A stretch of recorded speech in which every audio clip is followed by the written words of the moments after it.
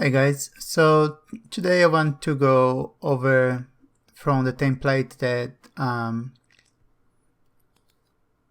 Xcode gave it to us, and I want to explain what every line means, and also delete some of the lines we're not going to be using. And by the end of this class we're going to have a clean file to start the developer game. So start from the app delegate.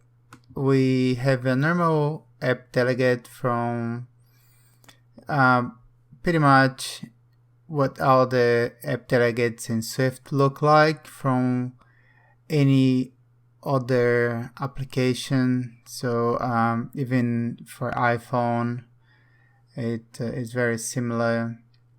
Is it identical, to be fairly honest? And we're not gonna use it for anything. We're not gonna be touching this file, so we're gonna just leave it like it is.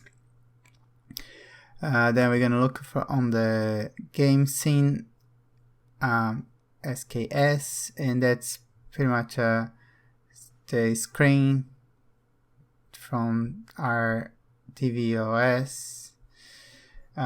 Then we can of course put sprays on the stage, and here we have a texture that came with the template. That's the airplane. Once we're here, we just want to explain about the anchor. So this white dot here is the anchor, and that's where when we refer to this spree or this node as where we're referring to. So if we say I want to put this node on the 0.00, and if I say put this node on 0.00, that's what's gonna happen. This white dot's gonna be on 0.00. So if I want to be like this, I have to tell this white dot to be here. What would be this position here, or I can set the anchor point to a different point.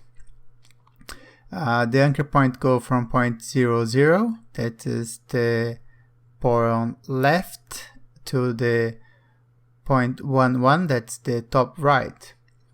So in this case, if we set the anchor point to be 0, so for X we want to be 0, and for Y we want to be 1. So we have the anchor point here on the top left, and then we could put to 0, 0. So if we say now put it on 0, 0, we would have it on that corner. The problem with this is now this is our anchor point, and if we want to rotate it, this image is gonna rotate around this point. So we can rotate it here. So if I put 25, you see it's rotating on that anchor point.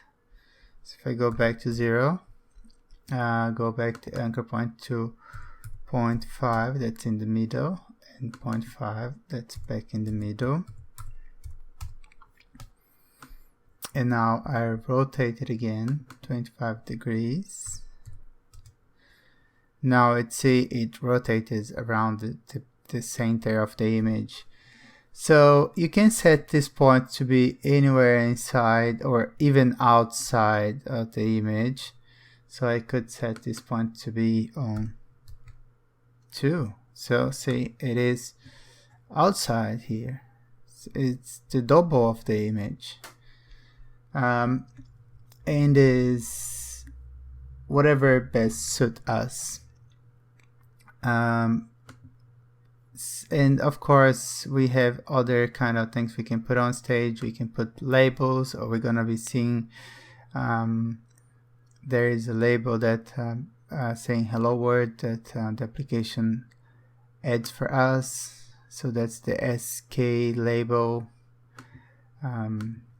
and other things we're gonna be seeing. So that is the game scene SKS. Another thing I want to point out is if we go here on inspector, so this is the class inspector, we see that the custom class is called game scene. Many people think that the game scene SKS and the game scene Swift has to have the same name. They don't. It works as the table view. For example, if you have a table view and then you have a table view controller class, you click in your table view and then you put the name of the custom class is the same. You're gonna give the name of your custom class of your game scene, and then we normally give the same name. So now when this game scene gets loaded, it's gonna call this class, and this class is pretty much the brain behind the scene. As soon as this class gets called, the first function that's get called here is did move to view. That is very similar to view did load. So as soon as it gets loaded, it's called this function that it's creating a SK label node with a chalk duster font. Is populating the text property with the relo word, and then set the font size to 65 and set the position to be self.frame on the middle. So get the middle of the self.frame for X, and then get the middle of Y of self.frame and set to Y, and then it goes ahead and add to self. So add my label to self, and self in this case is the game scene. So add self here, self add child means get this node that I just created, that is the SK label node, and add to this game scene. So that would be pretty much the same thing. I'll come here on the scene, get a label, put it there, go to the properties, select the font. So it was a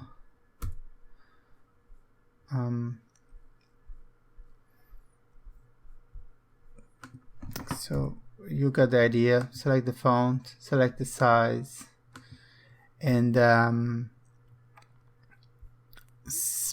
find the middle of the screen. And because the font here has the anchor set to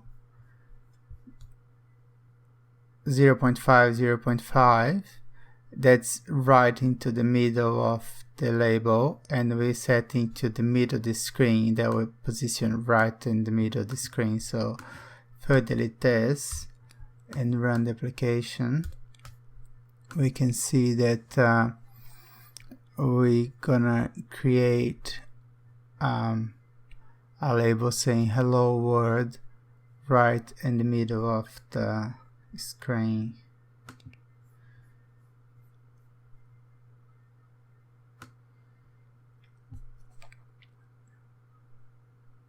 So see, so that's the label there, and so 0505 would be somewhere around here, and then you get the middle of the screen would be somewhere around here, and then it would be right there on the middle. Okay, so that's our game scene, and now that we know how this part works, we're gonna delete because we're not gonna need this on our game. Now we have this function touch begun that it's called every time that somebody touched their remote on this new touchpad that it has, and it's a multi-touch remote, so it receives a set of touches. And what this function is doing is for every touch in touch is getting the location, For this location, we are creating, for each of the locations, we are creating a sprite. And this sprite is being created a sprite node with the spaceship. So this is the image spaceship, and this here on the assets. This is the spaceship we've been used, and it's being loaded here on the sprite, and we scale on the both axes X and Y for half of the size. Then we get in the position of the touch, setting the sprite to the position. We are creating an action. This action is rotated by the angle of pi, and this is a full rotation around the axle. So it rotates 360 degrees for a duration of 1 second. So in 1 second it is a full revolution around itself. And then we say for the sprite to run the action, and then to say again the action to run repeatedly forever. And then the action that we're telling it to run is the action we just created. So that once we create this sprite, the action is to rotate forever. So, and then we again add to self.add child, and add that airplane that rotates forever. So we're doing this for every touch on the remote. The problem is the remote always returns the touch on the same position. So then, as we saw on the previous video, always when we touch the remote, we get the airplane on the center of the screen. So we're not going to be using this function to in our game. We're going to be creating another one. So we're going to be deleting all this. And the function update is the function that gets called in every single frame of the game. So if our game is running at 30 frames per second, this function will be called 30 times per second, and we will be doing all the calculations. So seeing if your player is heated, or if the person that's playing the game jump or turn to the left or turn to the right, or whatever is need to be done and to be updated, or if they collect a coin, if a sound has to be played. So all these checks are done every single frame, and this runs on this function updated. Okay, so this is good. That's how we want it. And now let's have a look on this game view controller, and that's what controls the game, how the game flow basically. And it's normally just called when the game starts, and what we're gonna change here is pretty much when the game starts here, it goes to game scene. At the moment, we're gonna call our game scene as the game has been played, and so we're gonna change on next video for our welcome scene, and then from the welcome scene we're gonna go to the game scene. So this is what it does is a normal view controller. On view did load, it creates a scene, that's a SK scene, and then it creates a SK view, and it sets some properties here, as we can see, that we're gonna be using for now, and of course when we on a final version of the game we're gonna be turning it off. That's the frame per second. This is displayed on the right bottom corner of the game and tell us and how many frames per second the game is playing. It's not very accurate on the simulator, but is a good indicator on how the game is performing. It's good. I normally don't use it as I use more as an indicator of losing performance over time. So if the game is running in constant 15 frames per second and go and drop to 10 frames per second, I know it's losing performance, but I don't worry too much on how many frames per second is running per se, because like I said, it's not very reliable, but it is very reliable on if you start running on a certain speed, it shouldn't drop. So, and the second one is very important and is very useful, is the node count. That on this game, for example, we have some crowds going around the screen, and we create the crowd, and we want to make sure once it's off the screen that we are disposing this cloud. And sometimes what can happen is we forget, and this cloud hangs around for the house scene, and that the scene starts to get heavy because there is too many clouds that is not even on screen, but the application is still processing all these clouds, like checking for collisions, processing the image, and processing, they have transparency, they're very expensive computationally, so we don't want this to be hanging around. So we can, this show node counts, we can see if they're going up and up and up and never come down. There is a problem with forgetting to release some of the objects we are creating. They're hanging around, especially in games where we have lots of objects that as they're ornamental, like clouds, like some trees and some stone and things that's just on the background and should just go across the screen, be created outside of the screen, go across and be destroyed on the other side. And if you see that they're not happening, this is a very good indicator. The ignore assembling order, this is a flag as well that they create for optimizations for rendering. What does is it ignores the order you tell iOS to render, and it finds a better order to do.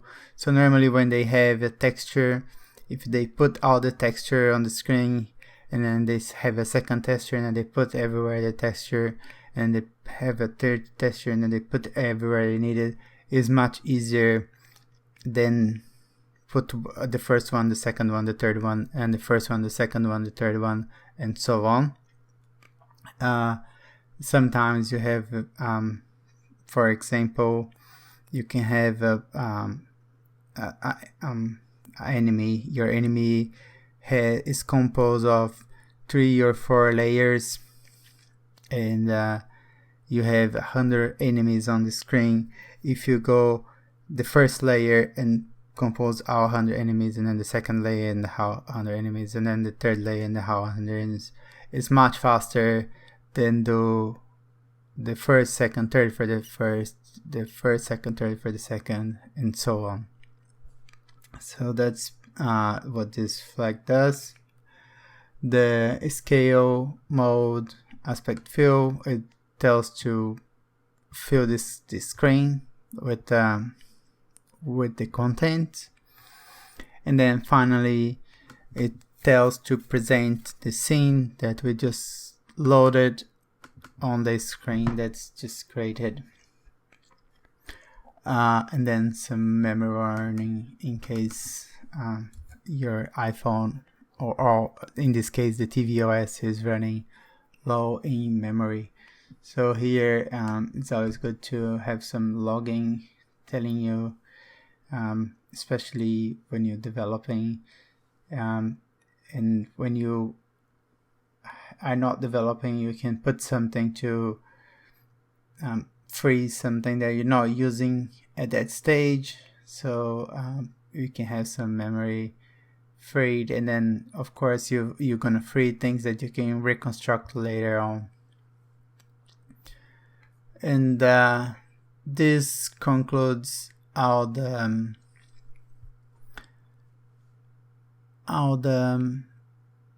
files, the text files.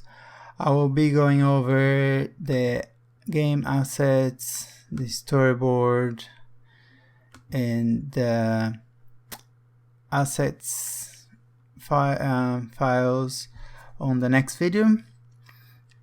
And I hope that you guys enjoy, and if you guys are, I would ask you guys to subscribe and like the videos and comment to let me know that you guys are liking it, so I can keep producing these videos for you guys. Okay, thank you, and I'll see you in the next video.